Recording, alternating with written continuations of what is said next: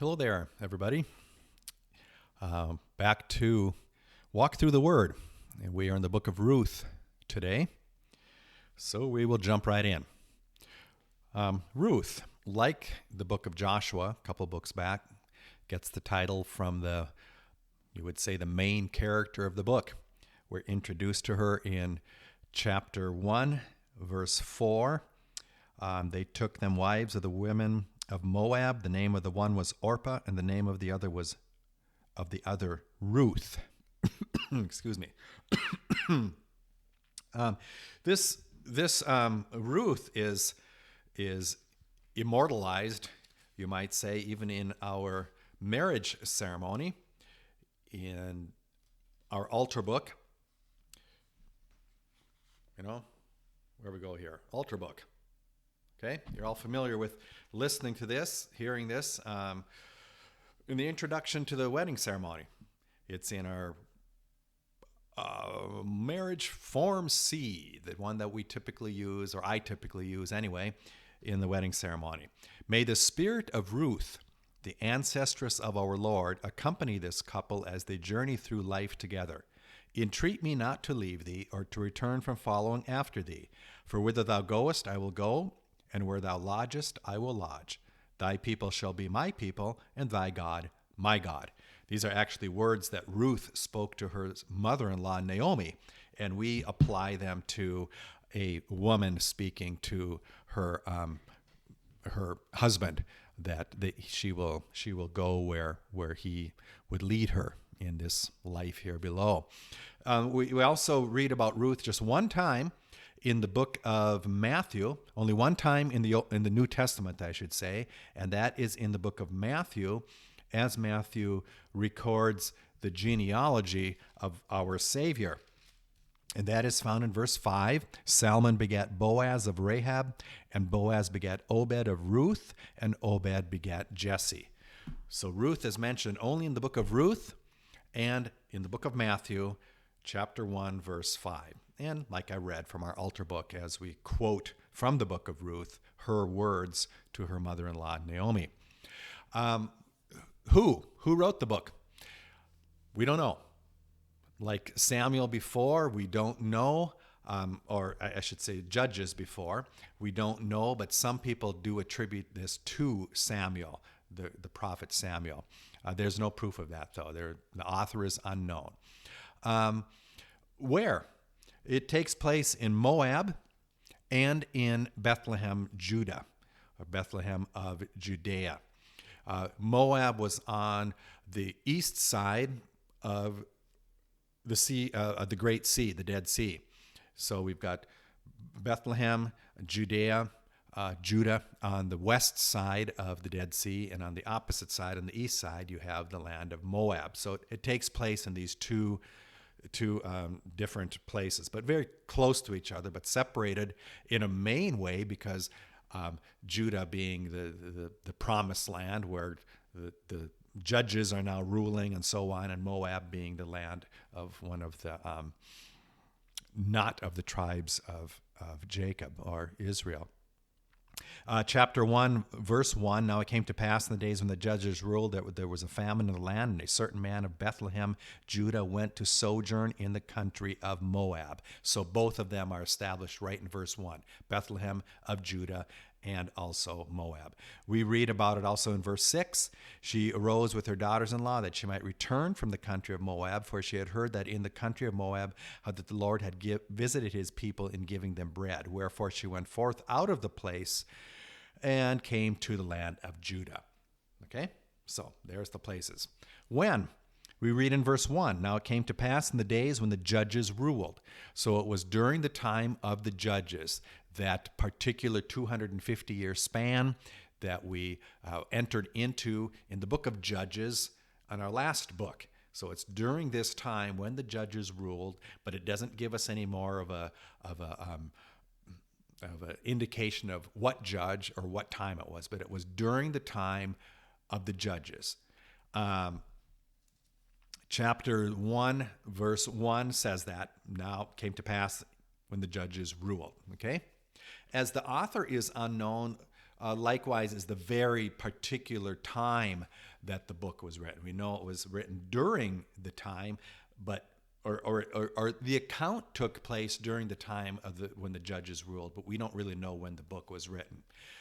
There is a little indication that it was written later, because we go way back to the end of Ruth chapter 4, verse 22. Obed begat Jesse, and Jesse begat David. So David, obviously, the king, second king of Israel, which would happen much later than the time of the judges. So whether the book was written later during the time when David had already been anointed and was king, or they knew about him anyway, that he was at least born, or this end of Ruth was like an appendage to the end of the book. That we don't know. So there's some unknowns here, but we do know that the account took place during the time when the judges ruled. So what is it all about? It is divided in chapters and verses like every other book in the Bible, but it is a complete story. There is really no plot changes, or it doesn't go to some other, what would you say, other event that's happening, or cover the events of another family or something like we would get in the previous books in the Bible. It doesn't go back and forth. We don't really know what's going on. It's a very concise story that begins from verse 1 and goes verse 1, chapter 1, and goes all the way to the end. There's no breaks or twists or plot changes or anything like that. Very easy to follow. The Lutheran Study Bible, it gives an outline of all the books of the Bible, and it describes it as a drama of faithfulness. And they use that theme as a play, and it's a 4-act play. Act 1 is the dilemma. Act 2 is the hope. Act 3, the risk. And Act 4 is the solution. And I think that's really an indication of God's work in all of our lives, really, not to exclude his work of salvation. First of all, we find ourselves in a dilemma. I will use salvation as the greatest dilemma, of course. There are dilemmas in life that you find yourself in, and we ask God and trust that God would help us through those. But the great dilemma that we all have is our sin, our sinfulness, our sinful nature, born corrupted. We find ourselves in need. What are we going to do? A desperate need. God then gives us a hope. He gives us a glimpse of his work through his Son, Jesus, that he is going to deliver us out of this dilemma. That's Act 2. There is a hope. God gives us a hope. There's a light at the end of the tunnel. And that light, of course, is the light which lights every man that comes into the world, that light which is Jesus. I'm using this as sort of a framework for the whole story of Ruth. After that is the risk. Faith takes a certain amount of risk.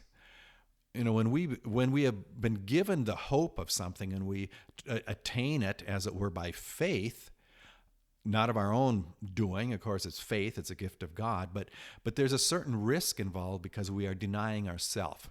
Faith is not sight. Faith is not something that we can touch and we can feel, that we can do. And there's a certain amount, or a great amount, of risk by removing ourself, the confidence of ourself, away from it and placing it in something that God has provided.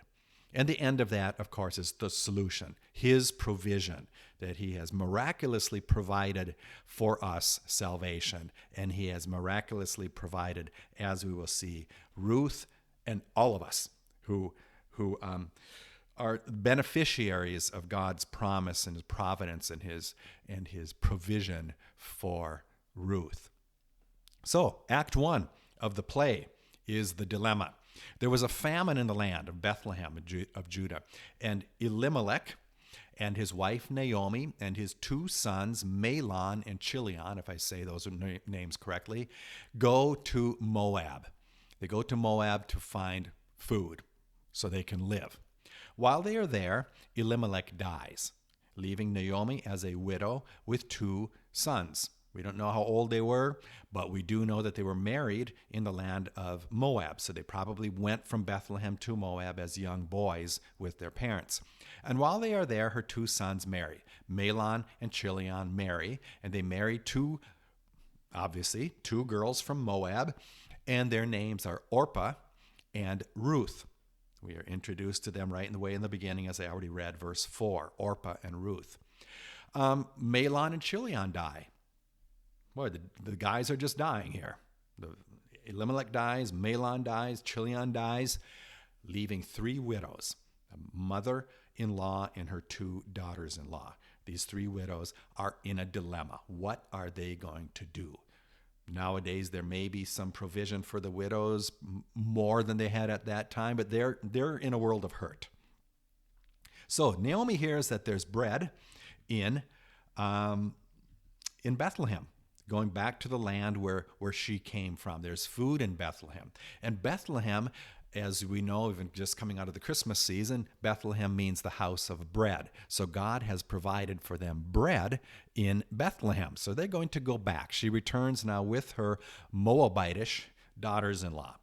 And while they are there, they are on their way returning. She tells them in verse 8, she implores of them, "Go, return each to her mother's house. The Lord deal kindly with you, as ye have dealt with the dead and with me. The Lord grant you that ye may find rest, each of you in the house of her husband." Then she kissed them, and they lifted up their voice, and they wept. And then they pleaded with her, and they said, "No, we're going to go with you."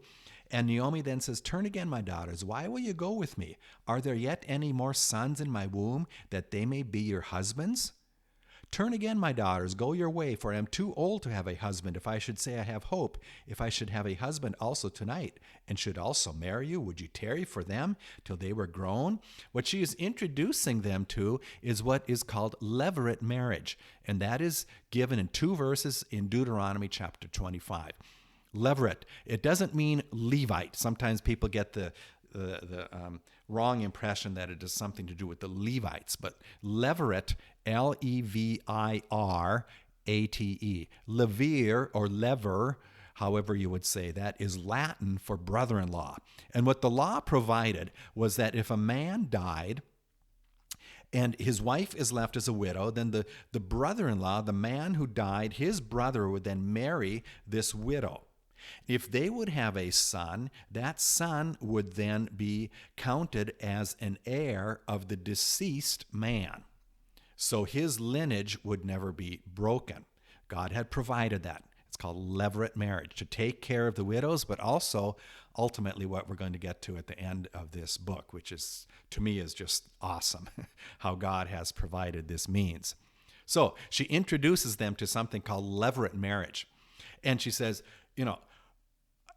how is this going to work? Is there's nobody to marry? Am I going to then have a son that you could then, in my old age, that would be a brother-in-law to you, a brother to Mahlon and Chilion, and I'm an old lady, I'm a widow. How is this going to happen? Where are you going to find this brother-in-law to marry? There isn't any. And even if I could have a son, are you going to wait around for 20-some years before you get married to him? You're going to be an old lady. He's going to be a young man. This isn't going to work. So she persuades them both to return.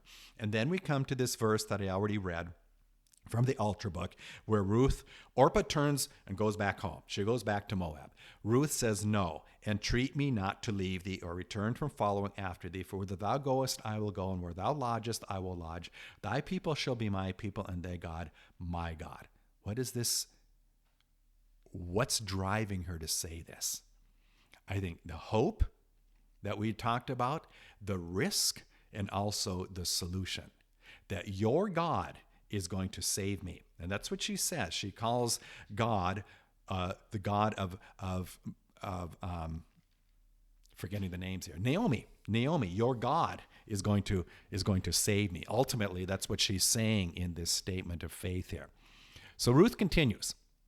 Now, they get to the land of Bethlehem, and Naomi knows that there's a kinsman, there's a relative that could help them out. So she instructs Ruth, I have to keep my names straight here with these girls, Naomi and Ruth. Naomi instructs her daughter-in-law Ruth to go and glean in the field of this kinsman, this relative of Elimelech. Gleaning was something that God had provided for the poor. The people who owned the fields could not harvest or reap the corners of the fields. They had to leave a certain amount of grain in the corners, and the poor people could then go and glean from the fields of the landowners, and they could get food for themselves. So not only did Boaz, who was the near kinsman, he was the relative, not only did he allow them to glean in the field, but he also then gave Ruth, that is, the opportunity to glean in the middle of the field. And she brought home then all of this barley. It was the beginning of the barley harvest. And she brought home all of this grain then to feed her and her mother-in-law. And Boaz had showed kindness toward her. We see in the words of Boaz, we're going to read a little bit later, that because he had seen the kindness of Ruth towards his mother-in-law, that he was going to return that kindness to her. So he shows mercy to her, allowing her to reap grain from among the standing stalks. Some have debated whether this is a love story or not, and I guess I'm enough of a romantic where I would see that there was definitely some romantic connection here going on, that Boaz sees this young woman and he recognizes in her faith, her care for her mother-in-law. There's that recognition, but there's some interest going on here. It is not only a love story, but there is an element to that. I don't think it's lost on the reality that we use a verse from the book of Ruth in our wedding ceremony, which of course I hope in all wedding ceremonies and all marriages there is an element of romance. Okay, so next we come to the risk. Naomi takes a great risk now as she encourages Ruth to do something that is not very common. She knows where Boaz is threshing, and she instructs Ruth to go to the threshing floor, a place where women didn't go. They weren't, and especially to sleep the night there at the threshing floor. So she instructs him or her to go to visit Boaz where he is sleeping and to uncover his feet. We read about that in chapter 3, in chapter 3. And it came to pass that evening that when Boaz had eaten and drunk and his heart was merry, he was cheerful. It would have been a good day of threshing barley. He went to lie down at the end of the heap of corn or grain, and she came softly, that is, Ruth came softly and uncovered his feet and laid her down. Now, some think that this is some kind of a sexual advance or something like that, and that isn't it at all. What this symbolizes is Ruth's proposing marriage to him. That there's symbolism in here that he would cover her with his protection, as the cloak that he was, or the blanket that he was covering himself with to keep warm at night, that would also be extended to her, that he would then take care of her as his wife. So it was a symbol of a marriage proposal. And we read about Boaz's reaction. Came to pass at midnight that the man was afraid and turned himself, and behold, a woman lay at his feet. And he said, Who art thou? And she answered, I am Ruth, thine handmaid. Spread therefore thy skirt over thine handmaid, for thou art a near kinsman. You are a close relative to me, and you will then be able to redeem me out of my dilemma. That's what Naomi was risking, that Boaz would redeem Naomi out of the dilemma, and Ruth, out of the dilemma that she was in. He said, Blessed be thou of the Lord, my daughter, for thou hast showed more kindness in the latter than at the beginning, inasmuch as thou followest not young men, whether poor or rich. And now, my daughter, fear not. I will do thee all that thou requirest. For all the city of my people doth know that thou art a virtuous woman.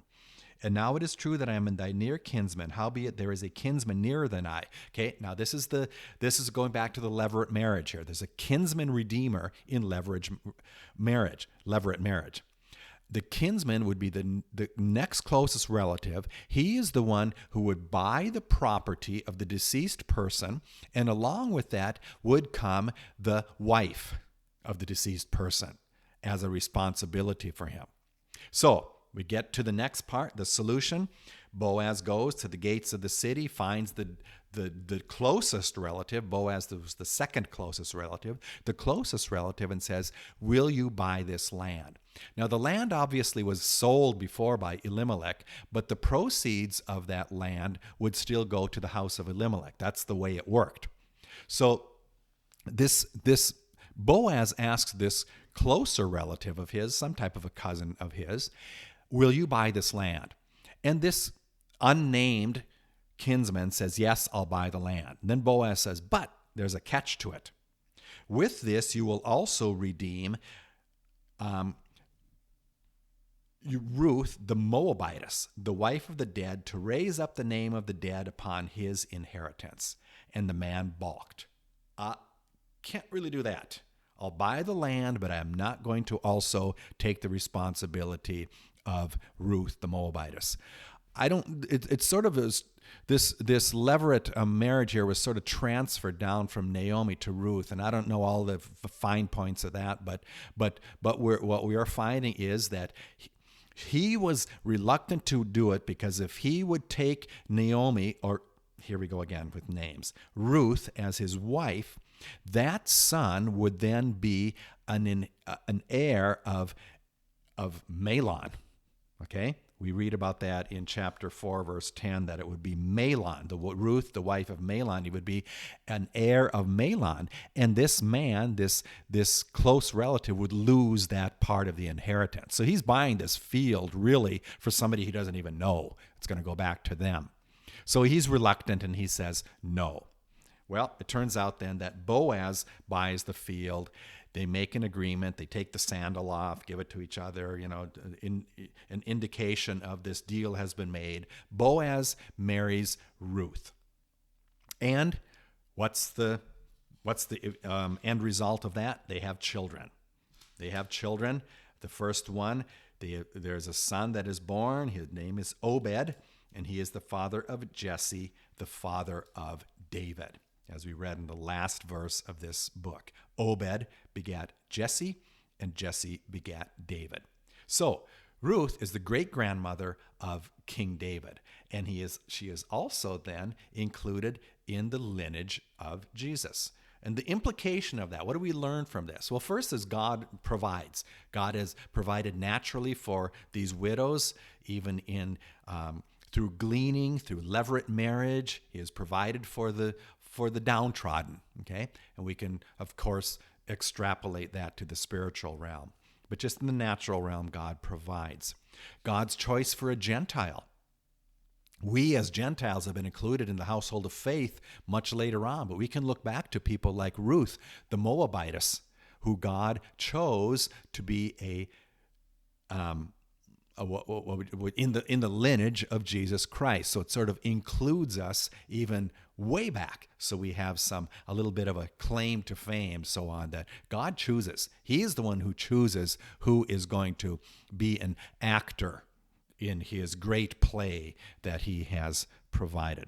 And also God's providence in levirate marriage. This is what is just so awesome to me. Here he lays this out clearly in very, very short. I think it's only 2 verses in the 25th chapter of Deuteronomy.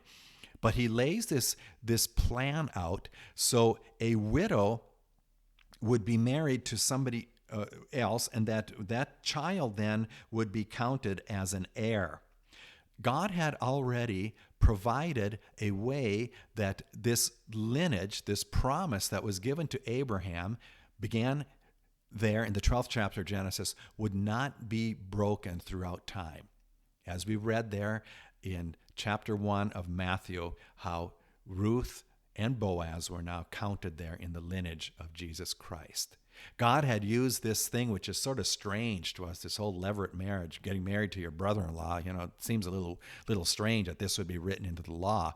And it comes to pass now in the person of Jesus Christ.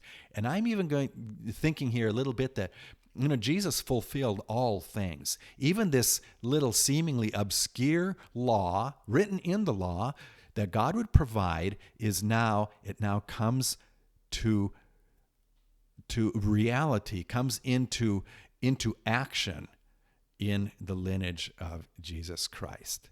The words of God do not fall on the ground. The words of God, the promises of God, are not something that are insignificant. So, love story or not, we see the provision of God and we see the promise of God fulfilled ultimately in Jesus Christ, our Lord. Next books, we get to Samuel and Kings, more action-packed, full of events, and I'm going to be struggling to cover these books in a timely manner. But God bless you as you continue on reading through the Word, going through the Word with me. God's peace.